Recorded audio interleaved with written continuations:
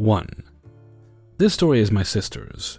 She's a manager at a chain movie theater, but her particular theater really only does limited release films from film festivals, which is awesome because she gets to meet directors sometimes. This theater is also on the rich side of town, so entitlement abound. Because the theater specializes in festival films, it has a standing policy that no child 12 and under is allowed in, due to the sometimes graphic nature of the films. The No Child Under 12 policy is listed on the website, and several places at the front of the theater. In fact, it's on a big-ass silver sign at the front. The website doesn't even sell child tickets. Granted, it is not listed on third-party sites like Fandango, but that doesn't apply here. Though the usual standard is niche films with Avengers Endgame coming out, money was guaranteed to flow, so a few showings were added. This happened the weekend it came out. Cast is, as usual, EM entitled Mom, B, Boy, EM's kid. Doesn't do anything, poor sod. K is my sister, Kimberly, CW co-worker. Now, like I said, this is a second-hand account, but our family goes out of our way to avoid drama. But when it's unavoidable, it's always memorable. So I trust the dialogue is correct. CW had just left the ticket-checking podium to take a break, and Kay was on her way there to take over. While they made the switch, EM must have snuck past and entered the theater, but made the mistake of coming back out to get snacks. On her way back to the movie, my sister stops her and her son because his smaller size raised the question of the kid's carbon dating. "Excuse me, how old are you?" She always asks the kids this and not the parent because, more often than not, the kid will tell the truth. "I'm 12. "Ma'am, I'm sorry, but theater policy states children 12 and under are not allowed in." "Well, we already went in, so we're going to watch it." Starts to move on. "Ma'am, your son is not old enough. I'm afraid I'm gonna have to ask you to leave." "Why?" "He's almost 13 and your theater has a kids movie." She said it. "I realize that, ma'am, but the policy still stands. We have signs at the front and online that state the age restriction. I can give you a refund or a rain check if you like." "But I drove all the way here." "Again, I'm sorry, ma'am. My sister, in fact my whole family, don't take anyone's shit. Would you like a refund or a rain check?" "I want both." "No, ma'am, it's one or the other." Surprisingly, EM says, "Fine, a refund." Kay flags someone to take her place at the podium, then leads her back to the ticket counter to give her the refund. Clarification, her tickets were purchased on the company website, because if they were purchased through a third party, she wouldn't be able to do a refund at the theater. "Do you have the card you purchased the tickets with?" "No." "Okay, do you have any card?" Register wouldn't let her give cash back. "No." "Okay." She does some finagling and manages to finally get it to give cash. "Here you go." "What's your district manager's number?" "I don't believe we have one of those, ma'am." The whole manager hierarchy works different here. No district manager, just a lot of little managers and corporate above them. "Yes, you do. Give me his number." "Well, I can ask. Give me a second." Kay talks in her walkie-talkie, while the EM stares daggers at her. "Like I said before, ma'am, we don't have a district manager, but I can give you the number to corporate." "Yes, give it to me." "Okay, here you go." "I'm filing a report about this." "Okay, have a good day." Unfortunately, she wasn't done. After Kay went back to the ticket check and CW came back from break, EM comes to the podium, addressing CW and ignoring Kay. "We left our stuff in the theater. Can you get it?" "She," looking at Kay, "threw us out." "Yes, ma'am, you can go get it. The movie hasn't started yet." "No, we can't. Someone is already sitting in our seats." Kay and CW look at each other confused. "Okay, I'll go check." There was no one in the seats. CW grabs their jackets and blanket and hands them to EM. "I can't believe this is how you treat military." Then she leaves. I'm so glad I left retail, personally. But my poor sister has to deal with this daily. She mentioned another time about a customer who started recording her because his pass was expired. Maybe I'll ask her about that one. Hope you enjoyed. 2. I'm a big, curvy girl, So I try to get out and walk my dog so we both get benefits out of it. I don't want to call myself shy because I'm not, but I just hate people looking at me out of fear of being judged. So that is the reason why I don't walk my dogs in my street, and walk them the street behind mine in some. So this happened about 2 months ago when it was somewhat cold. I had been walking my dogs regularly, sometimes all three, Pitbull, Yorkie, Tiny Shih Tzu. But lately it was too much, and my 45-minute walk turned into a 1-hour walk. And not even doing half of what I usually walked, so I decided to take it easy, and just take my mom's small white and black Shih Tzu. People usually would go crazy over her and tell us how cute she is and how she looked like a stuffed animal.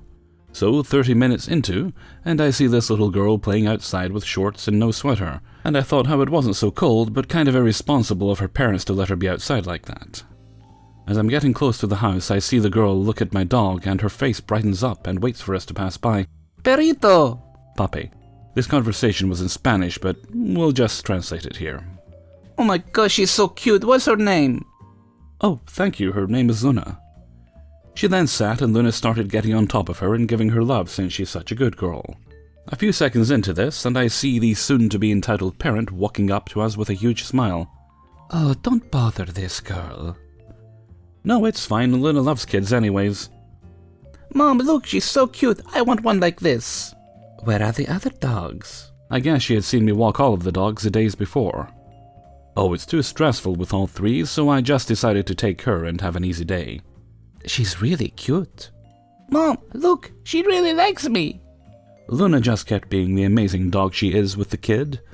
In that second, I saw the EP get her leash, and first thought was she was going to hand it to me since I let it go when the girl started interacting with her. I got confused after she didn't give it back to me after a few seconds. Okay, well, I think it's time for us to go. It was nice meeting you guys. Oh, okay, bye, Luna. I thought you gave her to us. Yay, Luna, you're my dog now. No, she is my dog, actually my mom's dog, and I don't remember telling you could have her. Of course you did, silly. No, I didn't. Then why would you tell me it's too much stress with all the dogs and... Anyways, I don't want all three. I just want this one. So you stay with two, and I just stay with this one, and we all go home happy. No, I never offered you her. I would never give her away, especially to a stranger. Kay is outside with shorts and no sweater. I would hate to see how Luna would be treated. And this is when her soft voice and smile changed. I expected her to slap me like all the other stories I hear, but she didn't. Did you just call me a bad parent? And don't you see how happy Kay has been? She needs this dog. It's hers now. No, I didn't mean it like that. You know what you are? Fat. And you shouldn't even have her. I'm doing you a favor, so you don't have to walk her anymore, so she's mine now. She has started walking away when I grabbed part of the leash and picked her up. No, I will be leaving with my dog now. If you don't stop, I will call the police. Do it. What, will they believe a fat girl walking a dog? Or a mom and daughter playing outside with their dog? My dad is a lawyer and my brother-in-law is a sheriff, so let go of my dog before I make you regret it. My dad isn't a lawyer, but everyone always thinks he is because he always has nice suits. But my dad is friends with big-time lawyers and judges that have helped my family members before.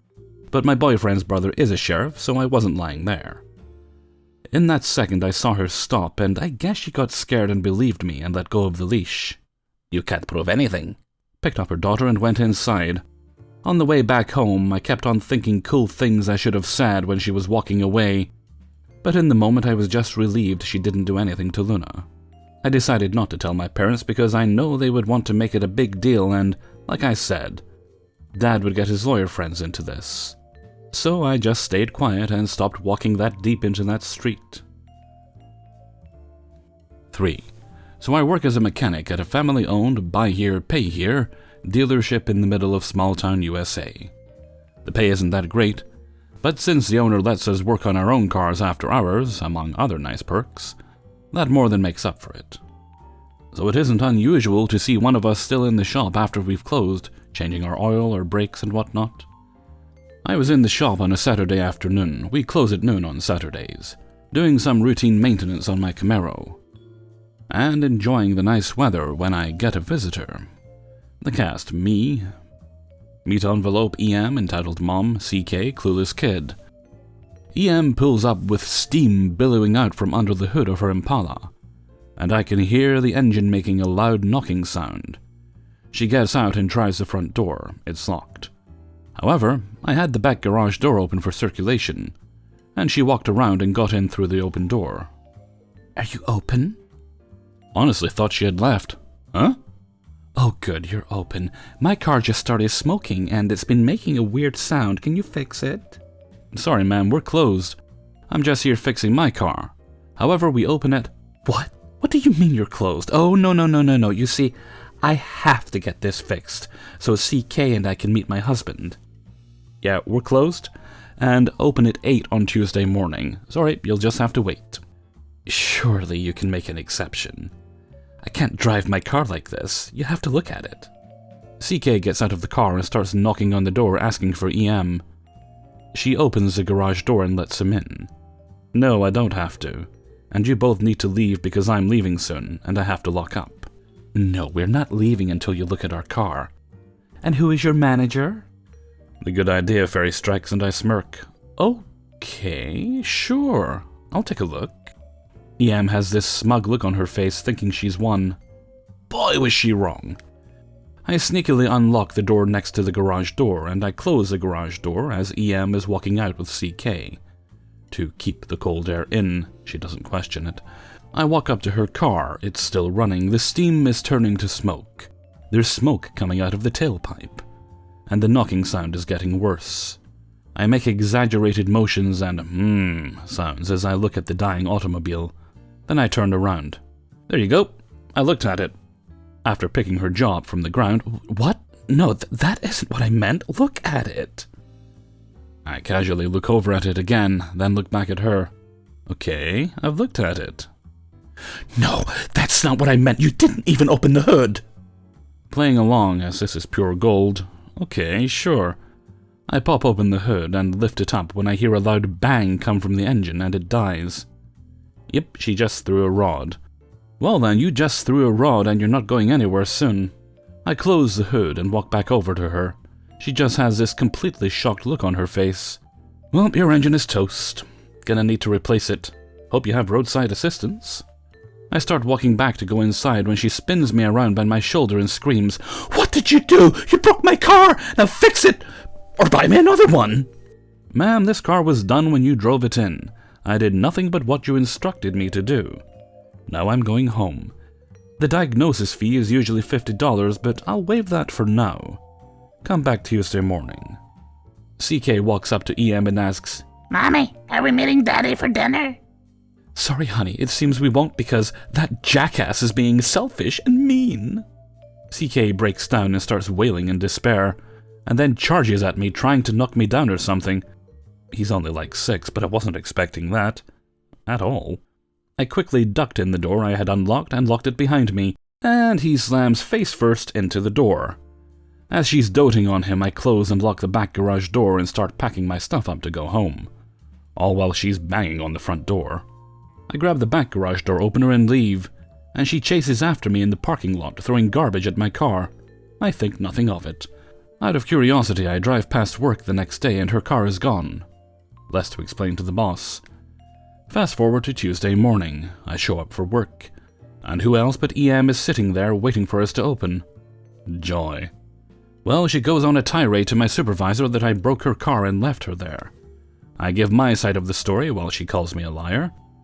Then we go to the owner and review the security cam footage, which clearly shows her going around back, her kid attacking me, and her throwing junk at me as I left. To end it all, her demands that I be fired were laughed at, and she was banned from the premises for attempting to assault an employee. And while I was told that I shouldn't have egged her on, they still said my idea was funny as shit, and let me go. 4. Backstory. I have this pretty cool and old bike. It's a banana bike, and looks really sweet and retro. It doesn't ride the best, but I like it, so I ride it. I get a lot of comments on it. This story took place at my cottage, where there's an old town with some about 10 to 15 small stores. It's on a big lake too. I was with my friend. So me and F were in town, riding along on our bikes. We were just coming out of an ice cream place where we had just recently bought and finished our treats. We were about to head back to my cottage when ED showed up. He was parked in front of a store, library I think, and obviously saw me and my bike. The dialogue went like this. "Hey kid, come here." "Hello." "That your bike?" Prepared for the usual compliment about my bike. "Yeah, it's an old one." At this point my friend is behind me just watching the conversation. "Did you buy it?" "No, it's a hand-me-down. I got it from my grandfather." "True." "So you didn't buy it?" "I guess not." "It's kinda spoiled, eh?" Not really." "Would you mind if I take that bike? I know my son would love a bike like that." It's my bike, and I like it a lot, so I would mind that." "Come on, it doesn't even fit you." "It fit me perfectly." "Sorry, sir, but I should head back now. Sorry if I troubled you." Me and my friend started riding back to my cottage. The ED yelled, "Hey, wait!" We didn't, we kept going. I didn't want anything to do with him, although we didn't really need to go back. Now he got mad. We heard him yell something after us, but we didn't stop. Soon I turned back and saw him in his car speeding up behind. He was going too fast. The round we were biking on was a one-way road. Thankfully he was going the right way, but it wasn't a large road, and there wasn't really room for a car and a bike to be beside each other.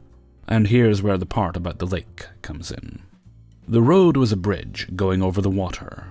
It didn't have sides or railings, so you could basically walk off it. It wasn't big, only about 4 feet above the water. He was coming up behind us, and we were on the road above the water with him on our tails. Me and F panicked and started pedaling as fast as we could to not get caught. F biked faster than me, and reached the end much before me.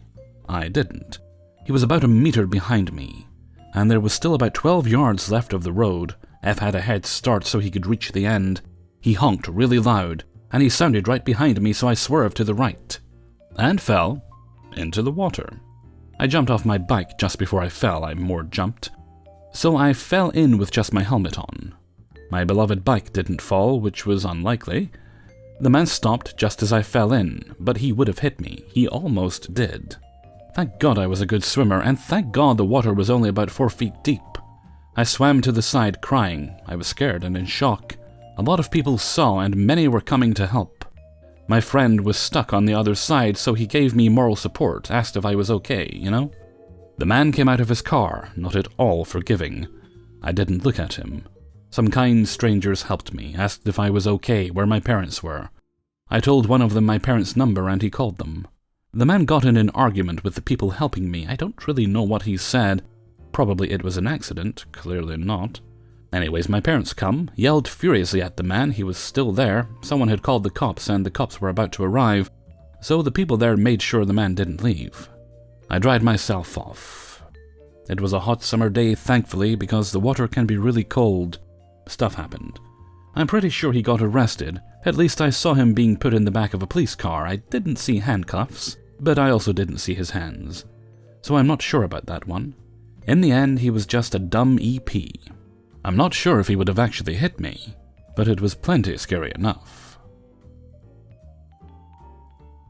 5. For my assignment, I had to take several different photos focusing on color and shape, and use them in a sort of digital sketchbook in order to draw them later on in my notebook. I thought that the perfect way to do this would be to go to the local park downtown in my area. Lots of color, lots of room, and lots of opportunities to get the assignment done as well. As for taking photos, I decided to take both my drone and my cell phone, since they both have the quality that my professor wants for the photos. She needed DSLR quality, and both of them are crisp, clear, and shoot in 4K. For context, I had to both take off and land the drone from the middle of the park, because the app and controller were showing me a magnet interference error, which I thought was very odd. The only issue with landing in the middle of the park is that it's the same area as the concession stands and benches, and a lot of kids.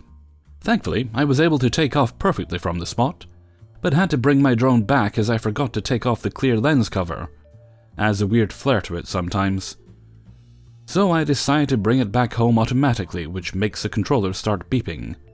Some of the kids that were in line for the ice cream truck there heard me, and walked over to me curious. asking questions about what I was doing, was I playing with a toy airplane, and just generally being cute and curious kids.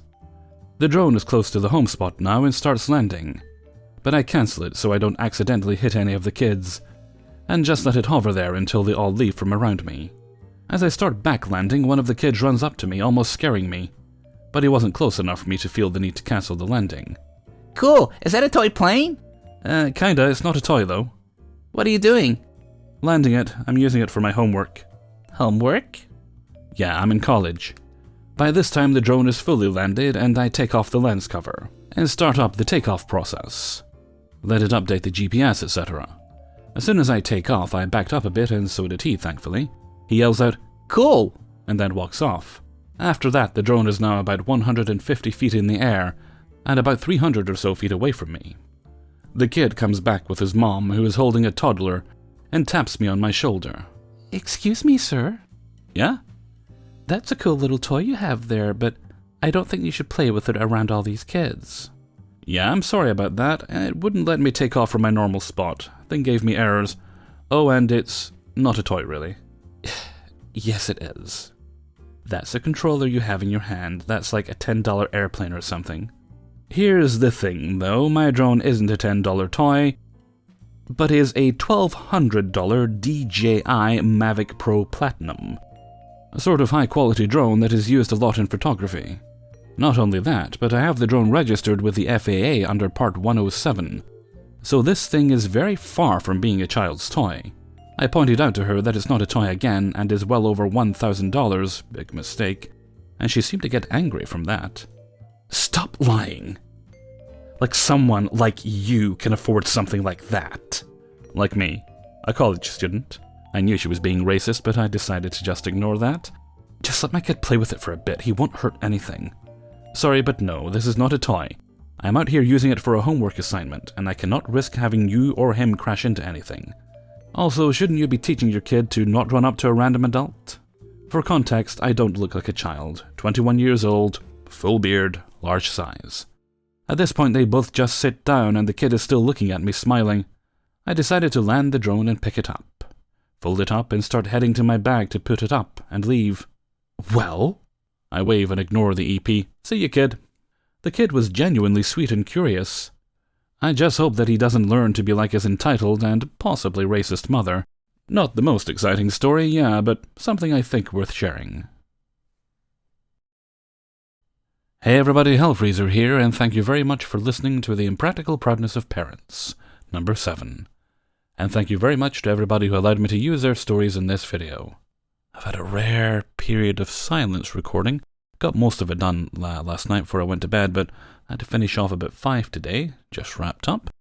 And it's been unusually quiet for a sunny day. Not complaining, quite grateful actually. But I'll say to the neighbours, I'm done recording now, so you can do whatever it is you need to do to make noise. Get your lawnmowers out. Chase your dogs. Yell at your kids so the whole street can hear. Whatever you like. Okay, and with that, I'm going to head off for now. So until next time, thank you very much for listening, and take very good care of yourselves.